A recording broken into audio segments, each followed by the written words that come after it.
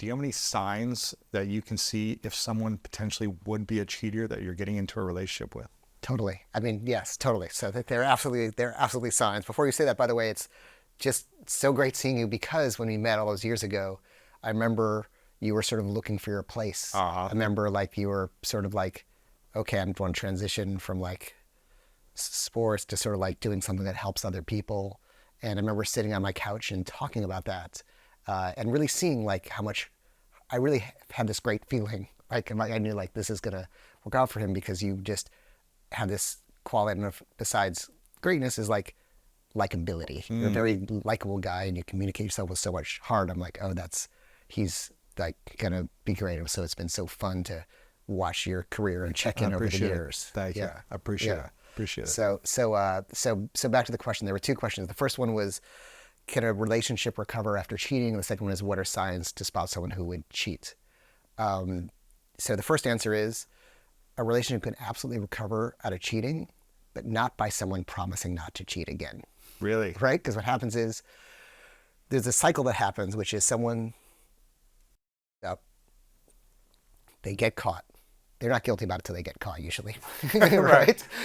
There's a pain, there's a wound, there's a Right, trauma right. afterwards, right, from the other person. And then the relationship they currently have is then threatened.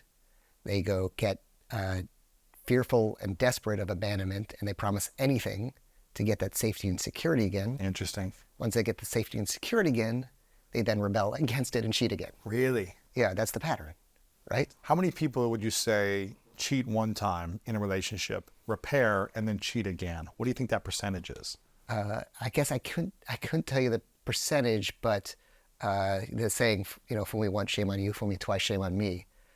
However, being somebody like the short version of the answer is you can if you actually do the work to change, right? So in other words, if someone says I cheated, that's I really need to look at myself and why I would do that to somebody I supposedly do love and care about and like in a relationship with and are married to or live with or have children with, and I'm really going to do the work on myself and to really understand. To first of all, they have to own it entirely, 100%. One like important message about cheating is that it's so hard when you're cheated on to think what did I do or what did I do wrong or it's my fault or you have nothing to do with it. There's nothing that is your fault that makes someone else act outside of their integrity. So so we'll talk about the cheating later, but they have to do the work, which is why did they do it, what was going on, what was the wound, and then actually do the real work to repair that wound and become whole again, and then relationship is possible. Flip side of that. So a partner, and tell me if this is too much because it's such No, a I love it such a all. broad topic. I love Okay. it. So so the cheater can repair and can really repair, but the relationship can still not work out. And this is because the person who was cheated on does experience what's called betrayal trauma, right? It Oh, literally is a trauma. Being cheated on is a trauma and betrayal. And sadly, even though you're the victim in the situation, it's a trauma, one that it's important to heal from. So a lot of times, how do you have forgiveness? How do you have trust again? You can't repair a relationship unless that trust is restored gradually over time.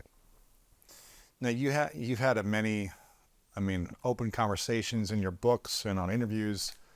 From the game to the truth. And the truth, you talked about how you were in an open relationships. I think you lived in a house at one point with Right. like everyone in a relationship with everyone type of thing. Yeah, you were at that house. That was that same house. Right.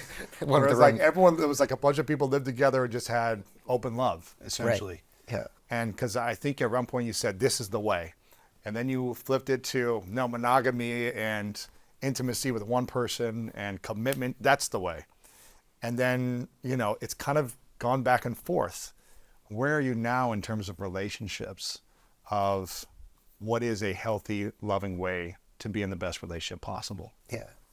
I mean, I think to back it up, when I started writing the book, The Truth, I think it's interesting. For me, I start writing a book with a question, and the book tells me the answer, right? Not saying because I started writing the book thinking monogamy isn't natural, monogamy doesn't work. It's just there are all kinds of evolutionary reasons why that support this. But what I've actually found out, and I think this is 100% true of just about everybody, is that if you are not healthy in one kind of relationship, you won't be healthy in the other kind of relationship. So I found there's so many couples in, or thruples or whatever you want to call them, in open relationships and polyamorous relationships that still cheat. Really? And I found it happens so often. But cheating might be like, okay, there's some just small rule. It's like, just be protected, right? And they're not they get protected. carried away and they're not, or don't do that, or this or that, or being honest. So I found that the amount of cheating happens the same almost in all relationships across the board. Yeah. Even in open relationships, people still cheat.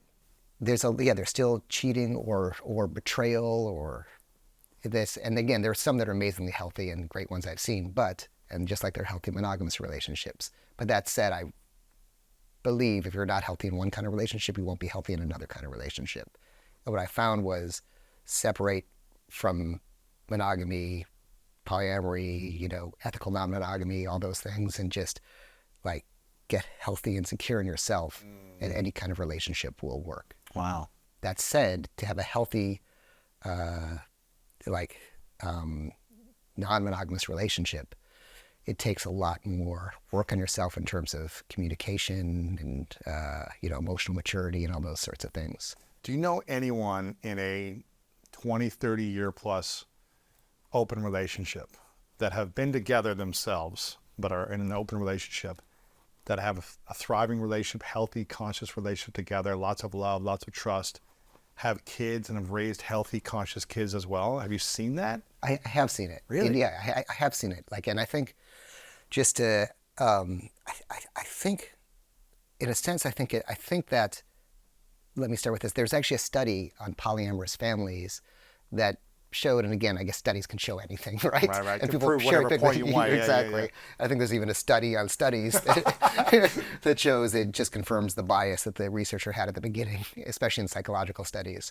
So but that said, that children born in healthy, like poly families grow up healthier, because I think it actually makes sense if you have more loving caregivers. Like, how great is that, instead of just mom and dad? Wow, that's interesting.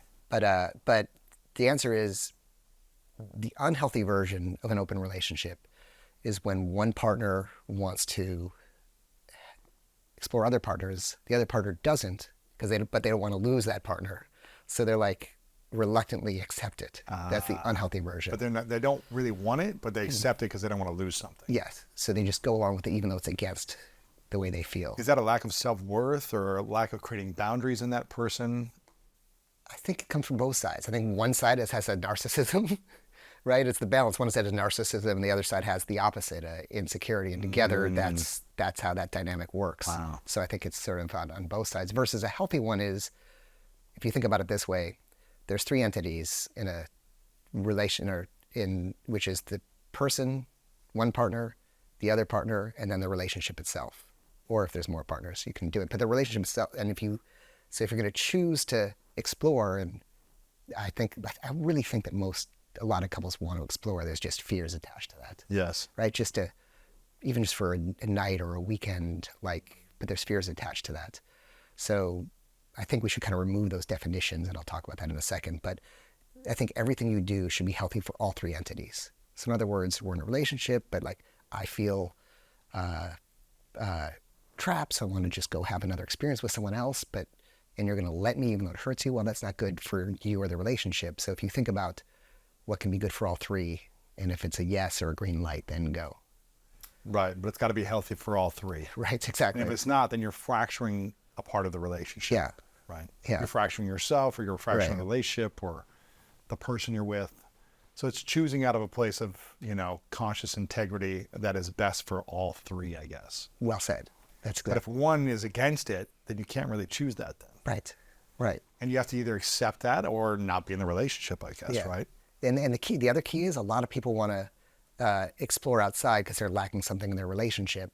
And the smartest kind of polyamorous sort of experts that I spoke to said, and I think this is so true, your partner has to have an abundance of you.